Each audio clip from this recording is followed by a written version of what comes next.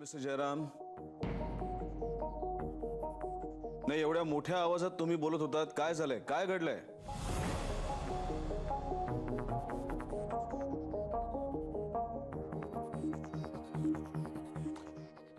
Mister Jairam, मी तुम्हाला काहीतरी विचारतोय.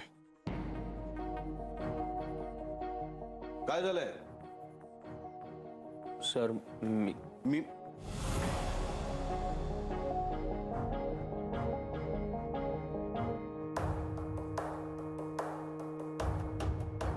मिस दाभोळकर, तब्येत कशी आहे तुमची? Okay sir. आता पण आरामाची गरज असेल ना तुम्हाला. मग तुम्ही ऑफिसला का आलात?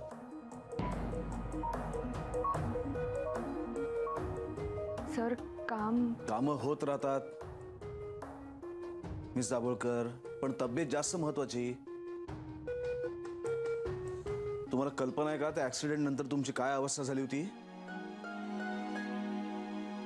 अहो, अपघाताचा केवढा धक्का बसला होता तुम्हाला, कुठल्याही प्रकारची शुद्ध नव्हती तुम्हाला. हे बघा मिस दाभोळकर, ऑफिस मधली कामं होत राहतील. ऑफिसमध्ये एवढा आपला स्टाफ आहे, तुम्ही जरा आराम करा.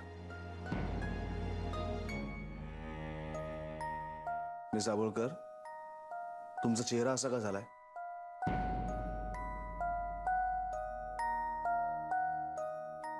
सर काही नाही. मिस दाभोळकर, अजून तुम्ही पूर्ण बऱ्या झाला नाहीत असं वाटतंय. सर नाही, खरंच मी बरी आहे आता. शुअर? हो. मिस दाभोळकर, पण तुमचा चेहरा काहीतरी वेगळं सांगतो.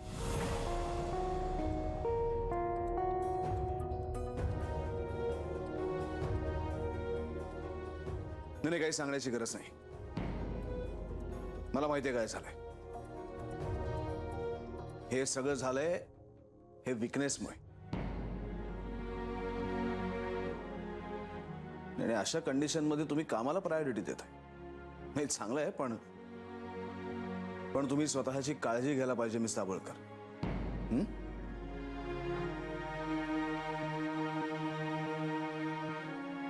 मिस्टर जयराम, तुम्ही अजून माझ्या प्रश्नाचं उत्तर दिलं नाहीत. तुम्ही एवढे मगाशी कशावरती चिडला होतात? का चिडला होतात? काय झालं? कोण चुकीचं बोलतोय? कोणाबद्दल बोलतोय? अरे अविनाश, तू कधी आलास? आता जस्ट. मग का बाहेरच का थांबलायस? चल ना आत चल. हो.